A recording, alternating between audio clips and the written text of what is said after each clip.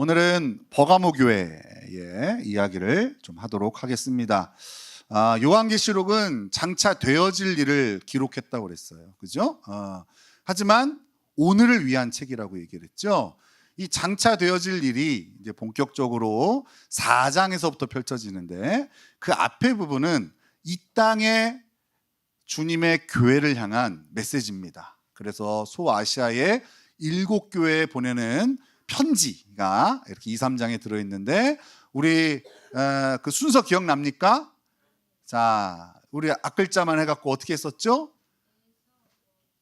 에서버두 사빌라, 그죠? 따라하겠습니다. 에서버두 사빌라.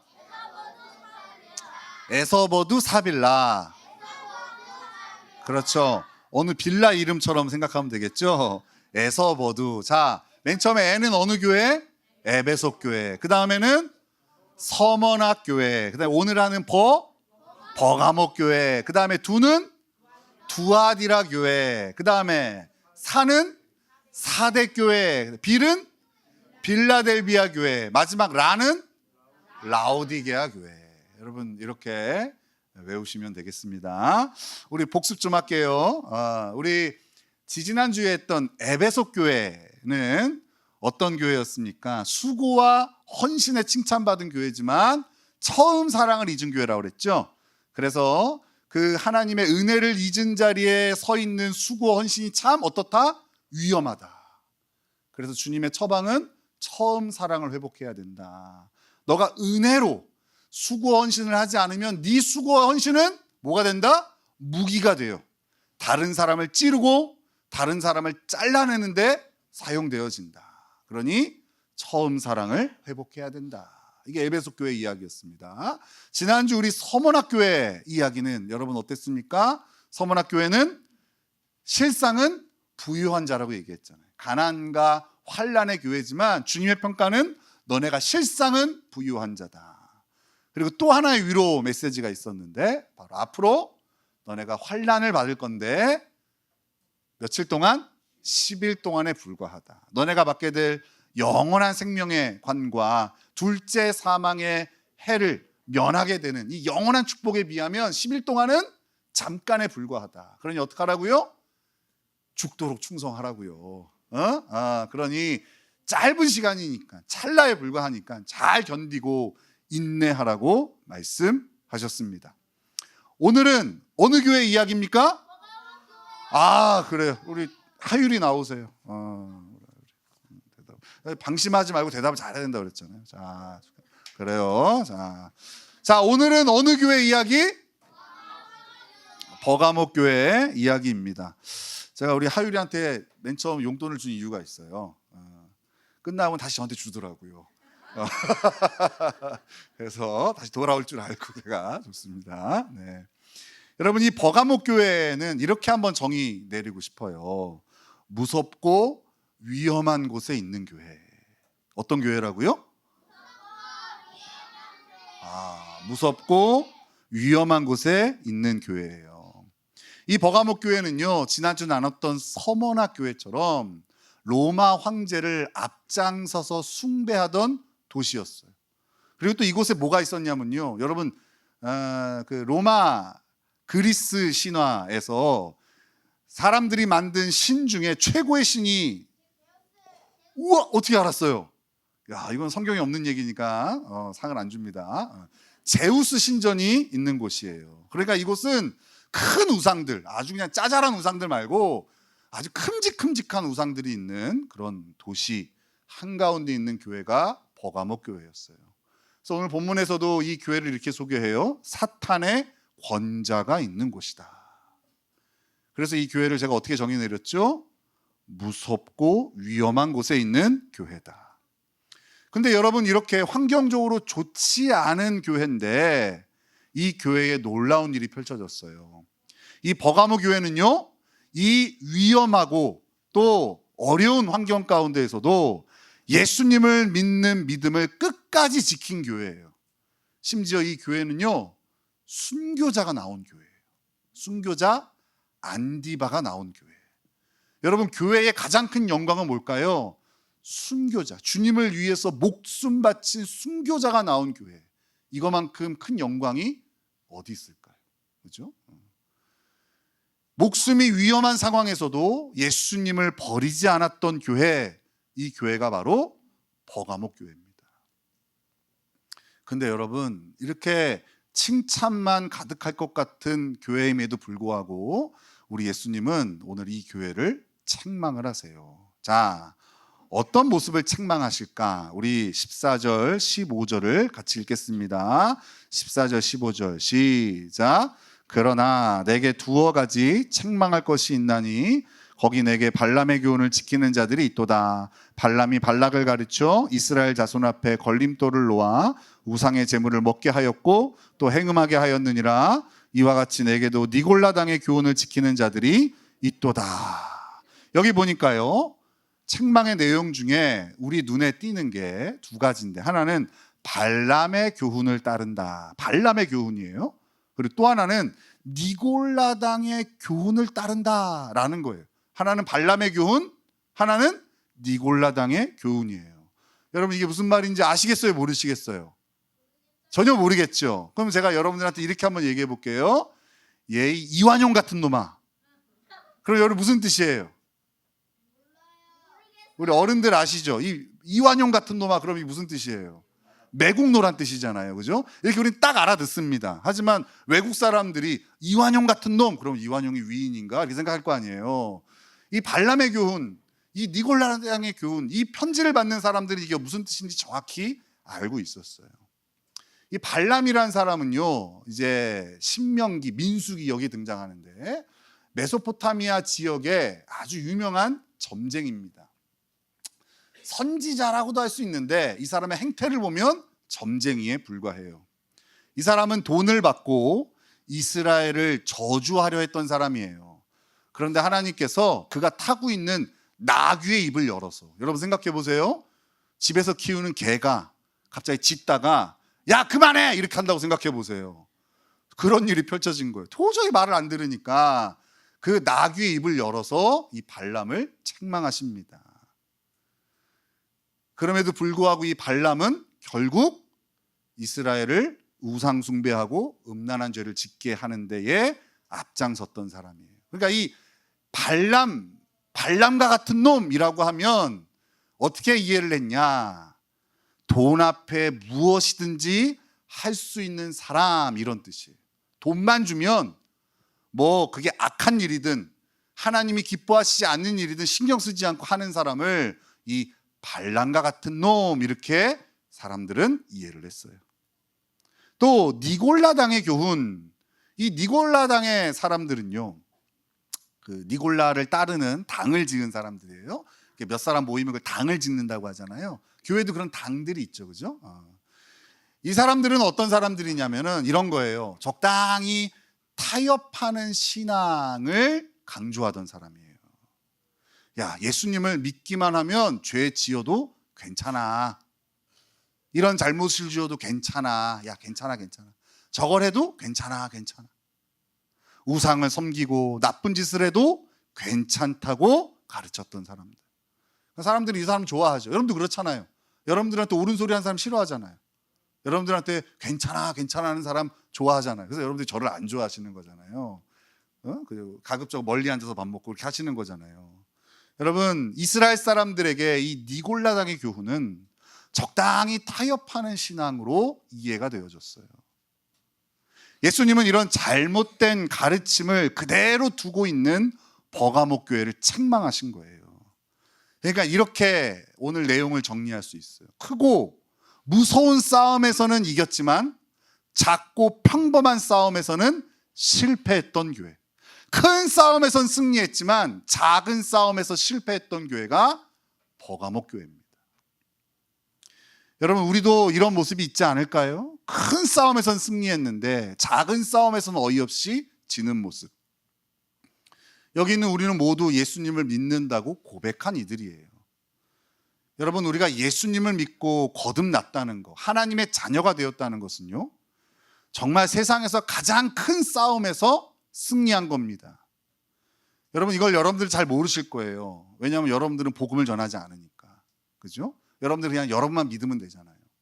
근데 이렇게 복음을 전해보면요, 대부분의 사람들이 복음에 반응하지 않아요.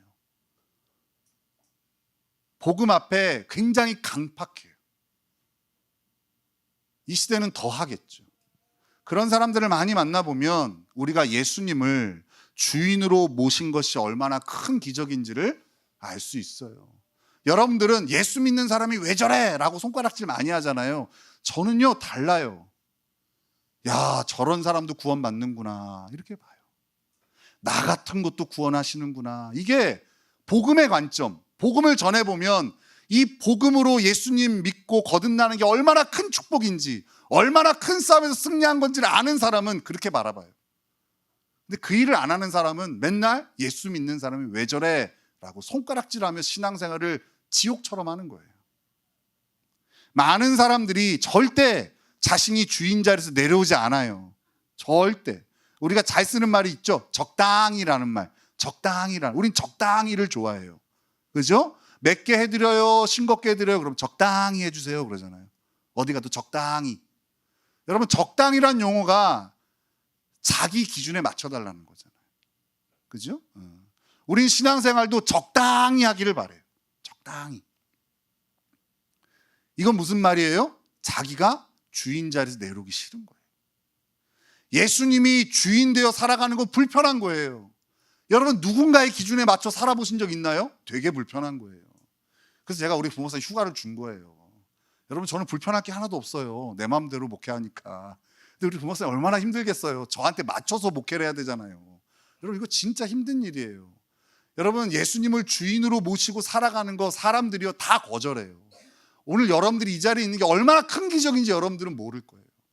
근데 여러분들은 이미 어마어마한 싸움, 누군가의 평생에서 절대 일어나지 않는 그 승리를 이미 맛보고 이 자리에 앉아있는 분들이에요.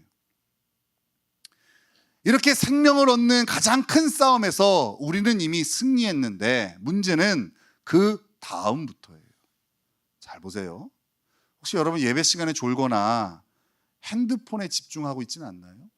요새는 성경을 핸드폰이나 아이패드 같은 걸로 보다 보니까 제가 이렇게 보면 다 보입니다. 여러분, 제가 여기서 보면요 되게 지혜로워지고 눈도요 제가 2.0이 됩니다. 그래서 여러분들이 만약에 이렇게 설교를 이렇게 듣고 있으면서 아주 이렇게 은근한 미소를 띠고 있다, 그럼 저는 알죠. 카톡하고 있구나. 절대 이 설교를 들으면서 웃을 일이 없는데, 그죠? 여러분 어떻습니까? 우리의 예배 태도. 어제 우리 그 한민이랑 규성이랑 제가 어제 성역 공부를 했는데 우리 아이들 말씀 듣는 거를 가르쳐 줬어요. 말씀 듣는 건 잘 적는 거다. 그래서 지난주 설교를 틀어놓고 적게 했어요. 너무 잘하더라고요. 여러분, 이런 게 작은 싸움이잖아요. 그죠? 한 번의 예배를 잘 드리는 거, 우리가 이 자리에 온 거 더 집중해서 주의 말씀을 듣고자 하는 거. 여러분, 이거 안 한다고 죽지는 않아요. 그런데 이런 게 작은 싸움이잖아요. 혹시 여러분, 우리 어린이 친구들, 친구와 싸웠을 때 쉽게 용서하지 못하고 미워하고 있지는 않나요? 이런 것도 작은 싸움이죠. 엄마 아빠 몰래 게임하거나 아니면 거짓말할 때는 없습니까? 여러분, 우리 어른들은 어떻습니까? 당장의 이익을 위해 정직이 아닌 거짓을 택하지는 않습니까? 여러분, 평생의 원수는 품는데 나에게 조금 실수한 가족이나 성도는 정죄하고 있지 않습니까? 여러분, 이렇게 우리나라 역사를 보면은요, 정말 많은 사람을 권력을 위해서 죽이고 자기의 이익을 위해서 많은 사람의 자유를 빼앗은 사람에 대해서는 막 용서하라고 그래요. 용서, 자비를 베풀라고. 그런데 나한테 조금만 해를 끼치고 나한테 조금만 상처를 준 사람은 절대 용서하지 않아요. 여러분, 이런 게 큰 싸움에선 승리했지만 작은 싸움에서는 지고 있는 모습이겠죠.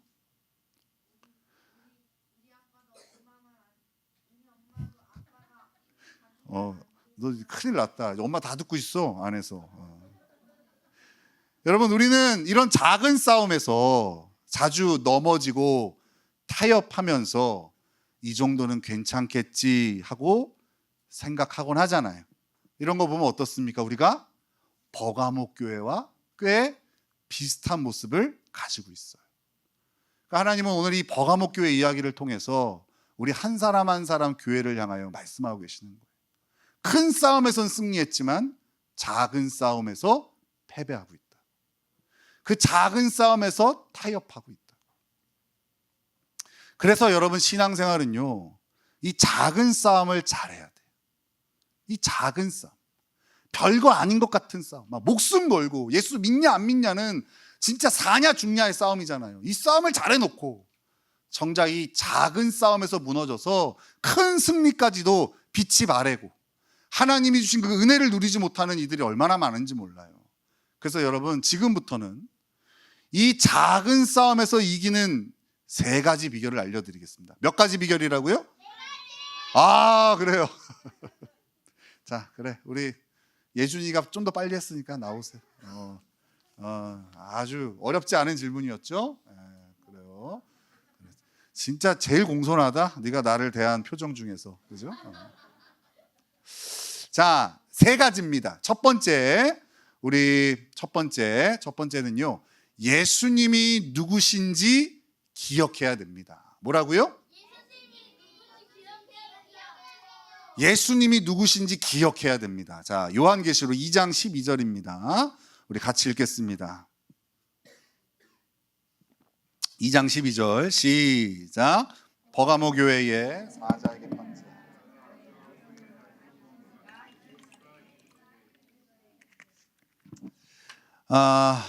이 12절에서 예수님을 어떻게 소개합니까? 좌우에 날선 검을 가지신 분이라고 소개해요. 여러분, 이 말은 예수님이 가장 강한 힘을 가지신 분이라는 뜻이세요. 세상에서 제일 무서워 보이는 황제보다, 죄보다, 사단 마귀보다도 예수님이 더 강하시다는 것을 우리는 기억하고 믿어야 됩니다. 그래야 이 작은 싸움에서 승리해요. 많은 사람들은요, 이 작은 싸움을 아예 하지도 않아요. 해서 뭐해? 해봤자 지는데. 맞아요. 우리의 실력으로는 져요. 그런데 우리의 주님 되시는 예수님이 강하시기 때문에 승리할 수 있어요. 그러니까 이 작은 싸움을 잘 싸울 수 있는 첫 번째 비결은 예수님이 누구신지 기억하는 거예요. 두 번째요, 이 작은 싸움에서 이기는 비결 두 번째는요, 예수님 편에 서는 거예요. 뭐라고요? 예수님 편에 서는 겁니다. 우리 계시록 2장 16절을 같이 읽겠습니다. 계시록 2장 16절 같이 읽습니다. 시작. 그러므로 회개하라. 그리하지 아니하면 내가 내게 속히 가서 내 입에 검으로 그들과 싸우리라. 우리가 작은 싸움에서 자꾸 지는 이유는요, 예수님이 아닌 자기 생각대로 하기 때문에 그래요. 그러니까 아까도 얘기했지만 여러분, 우리는 이 악과 싸워 이길 능력이 없어요. 여러분, 우리가 죄인이라고 얘기하잖아요. 말로만 죄인이라고 그러지 실제로 죄인이 뭔지 잘 모르는 것 같아요. 이 죄인은요, 어떤 의도 행할 수 없는 상태를 얘기해요.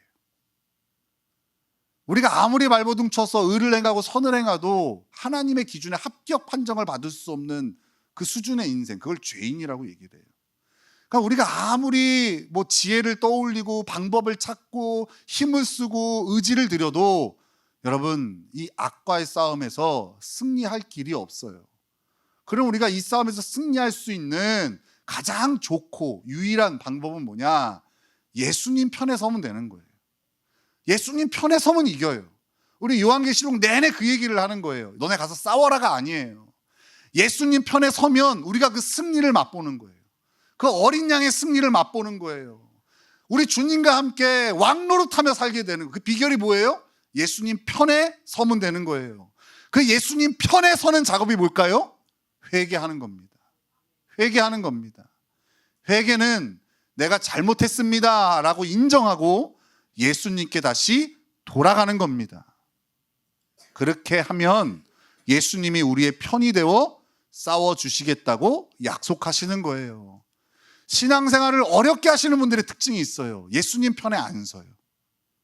예수님과 반대편에 서놓고 예수님 내 편 내달라고 징징대요. 근데 미안하지만 예수님 여러분 편 되지 않으십니다. 여러분이 예수님 편이 되셔야 돼요. 줄다리기 백날 열심히 해보십시오. 못 이깁니다. 근데 예수님 뒤에 가서 줄만 쓱 잡고 있으면 이깁니다. 여러분, 이게 지혜예요. 우리는 이미 예수님을 주인으로 모신 자들이잖아요. 그러니 여러분, 너무 멀리 갔다면 돌이키면 됩니다. 그게 회개인 거예요. 그러면 이 작은 싸움에서 승리할 수 있습니다. 이 작은 싸움에서 이기는 세 번째 비결입니다. 세 번째 비결은요, 예수님이 주시는 선물을 기억해야 됩니다. 뭐라고요? 예수님이 주시는 선물을 기억해야 됩니다. 우리 17절을 같이 읽겠습니다. 17절 시작. 귀 있는 자는 성령이 교회들에게 하시는 말씀을 들을지어다. 이기는 그에게는 내가 감추었던 만나를 주고 또 흰 돌을 줄 터인데 그 돌 위에 새 이름을 기록한 것이 있나니 받는 자 밖에는 그 이름을 알 사람이 없느니라. 예수님은 작은 싸움에서 이기는 사람에게 특별한 선물을 주신다고 그랬는데 두 가지를 소개해요. 하나는 감추었던 만나고요, 또 하나는 흰 돌이에요. 여러분, 감추었던 만나, 이게 뭔지 잘 모르잖아요. 이것은요, 바로 생명의 떡이신 예수님을 의미해요. 이게 감추었던 만나예요. 그리고 흰 돌은 뭐냐면요, 죄에서 자유롭게 된 사람에게 준 증표예요. 오늘 말로 얘기하면 사면하는 사람한테 죄를 지어서 죽을 죄를 지었어요. 사형받아야 되는데 그 사람을 사면해 주면서 줬던 증표가 흰 돌이에요. 그러니까 우리는 이렇게 설명해야 되지만 이 편지를 받는 유대인들은요, 이것이 다 이해가 되는 이야기들입니다. 결국 이 말은 뭡니까? 감추었던 만나와 흰 돌은 하나님께서 우리에게 구원을 주시겠다는 뜻이에요. 즉, 작은 싸움에서 이기는 자가 진짜 구원받은 자라는 것을 우리에게 말하고 있는 거예요. 여기서 우리는 하나님이 우리에게 주시는 구원을 다시 정리해야 됩니다. 하나님은 우리에게 분명 구원을 뭘로 주셨냐? 선물로 주셨습니다. 이것은 우리가 아무것도 안 해도 구원을 선물로 받는다는 의미가 아닙니다. 우리가 아무리 애써도 구원받을 자격이나 그 이유가 우리에게 없다는 것을 의미해요. 우리가 노동하고 우리가 애를 써서 우리가 어떤 자격을 얻어서 그렇게 하나님께 획득한 구원이 아니에요. 우리 쪽에서는 아무리 발버둥 쳐도 그 구원을 얻을 수 없어요. 하나님이 선물로 주셔야만, 하나님의 절대적인 주권으로 우리에게 주셔야만 받을 수 있는 게 구원인 거예요. 그러니까 여러분, 은혜를 오해하시면 안 돼요. 은혜는 아무것도 안 해도 되는 게 은혜가 아닙니다. 가끔 이런 분이 있어요. 이 교회는 하는 일이 너무 많아서 별로 은혜롭지가 않다고. 아무 상관없습니다. 하는 일이 많고 적고는 은혜랑 상관이 전혀 없어요. 날마다 펼쳐지는 작은 싸움에 포기하지 않고 주님을 붙들고 끝까지 싸우는 것으로 드러나야 하는 것이 은혜 받은 자의 삶인 거예요. 그 하나님의 은혜로 구원이란 선물을 받은 자는 어떻다고요? 이 작은 싸움을 소홀히 하지 않는다고요. 하나님이 주신 이 큰 기적, 큰 선물의 감격으로 이 작은 싸움에서도 최선을 다하고, 아까 그 세 가지 비결에 따라 예수님을 주인으로 모시고 예수님 편에 서서 주께서 우리에게 베푸신 은혜를 기억하며 이 싸움을 충실하게 해내는 자들이라고요. 그러니까 이런 작은 싸움에 최선을 다하는 그 삶은 예수 그리스도의 십자가로 우리에게 값없이 구원을 선물로 주신 하나님의 은혜를 누리는 자만이 할 수 있는 싸움이라는 거예요. 혹시 여러분들은 입으로 은혜 강조하면서 작은 싸움의 패배를 합리화하고 그 자리에 주저앉아 있다면 그것은 짝퉁 구원입니다. 짝퉁 구원.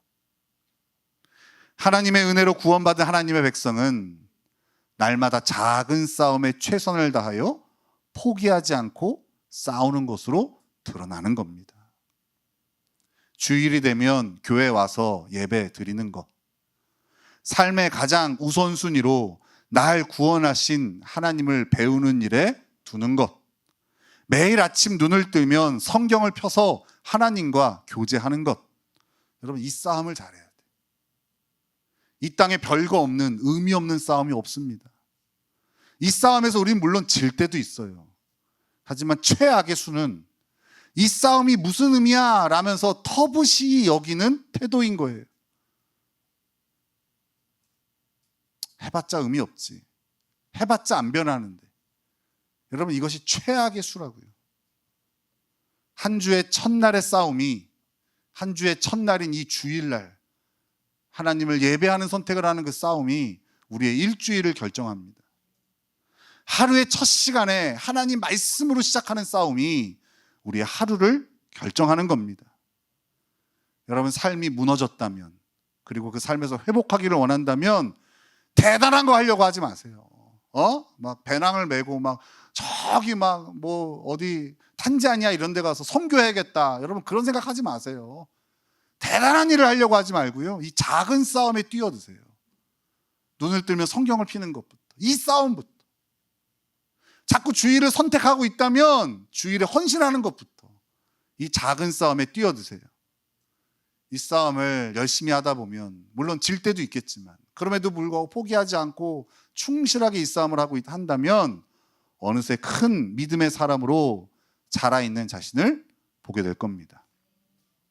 제가 가장 소중히 여기는 싸움이 있어요. 그것은 바로 아침에 눈을 뜨면 성경을 피는 싸움입니다. 저는 이 싸움에서 날마다 승리하기 때문에 이 어마어마한 주님의 양떼를 돌보는 일을 감당하고 있어요. 저는 아침에 눈을 뜨면 이런 결심을 합니다. 오늘도 기뻐하기로 결심합니다. 왜요? 하나님이 나의 목자시어서 제게 가장 좋은 걸 주시거든요. 우리 하나님은 항상 참되시고 올바르시거든요. 그러니까 내 느낌엔 별로일 수도 있고 내 느낌엔 안 좋아 보이는 걸 수도 있어요. 근데 저는 그걸 믿지 않고 하나님이 나에게 가장 좋은 거 주시는 걸 믿어요. 그래서 그냥 기뻐하기로 마음 먹어요. 아침에 눈을 뜨면 기뻐하기로 마음 먹어요. 이 결심을, 이 작은 싸움을 열심히 하니까요, 능력이 있더라고요. 저는 여러분들이 아무리 저를 향하여 찡그린 표정을 해도 흔들리지 않아요. 여러분들을 향한 저의 태도가 바뀌지 않아요. 왜요? 그 찡그린 얼굴을 한 여러분이 저한테 가장 좋은 거라고 주신 거거든요. 저한테 함부로 말을 하고 저의 마음을 아프게 하는 누군가가 사실은 하나님이 저에게 주신 가장 좋은 거거든요. 그래서 기뻐할 수 있어요. 왜요? 기뻐하기로 마음 먹으니까. 오늘도 기뻐하기로 마음 먹고 이 자리에 선 거예요. 기뻐할 일이 있어서 기뻐하는 게 아니라. 그냥 목회자는요, 다 이 자리에 쓰잖아요. 그건 누가 보일까요? 안 온 사람부터 보여요. 안 온 사람. 그럼 많은 사람이 와도 안 온 사람 때문에 마음이 상해요. 안 온 사람 때문에 속상해요. 근데 어느 순간 좀 자유해졌어요. 왜요? 기뻐하기로 결심했거든요. 아침에 이 작은 싸움을 포기하지 않으니 삶의 기쁨이 회복되더라고요. 내 느낌과 감정, 여러분들이 저한테 자꾸 진단 내리는 갱년기, 막 이런 것들이 저를 지배하지 않아요. 그래서 오늘 이 설교를 어느 때보다도 자신 있게 선포하고 있어요. 여러분들이 잘 듣지 못해도 괜찮아요. 잘 들었으면 좋겠는데. 왜요? 이미 기뻐하기로 마음 먹었으니까. 어찌 보면 이 작은 싸움에 포기하지 않는 사람과 포기하는 사람의 차이는 어마어마할 수 있겠죠. 여러분들이 이 싸움에 뛰어들 수 있게, 그리고 잘 싸울 수 있게 제가 최선을 다해 도와주고 싶어요. 그래서 오늘 오후에 경건의 시간 세미나를 하는 거예요. 제가 몇 년 동안 안 했던 이유는 잘하고 있을 거라고 생각했기 때문에. 또 여러분 제일 싫어하는 게 했던 말 또 하는 거 제일 싫어하잖아요. 근데 돌아보니까 이게 가장 기본인데 사실 기본이 무너져 있기 때문에 우리의 신앙이 많이 무너지더라고요. 그렇죠. 맞습니다. 그래서 제가 쫄아가지고 못했었는데 오늘은 용기를 낸 겁니다. 그러니까 여러분들 오늘 꼭 경건의 시간 세미나 들으시고 이 작은 싸움에 뛰어드셔야 돼요. 맨날 큰일이 뻥 터져야 뭐 회복할 이상한 생각하지 마시고 이 작은 싸움에 뛰어드셔야 돼요.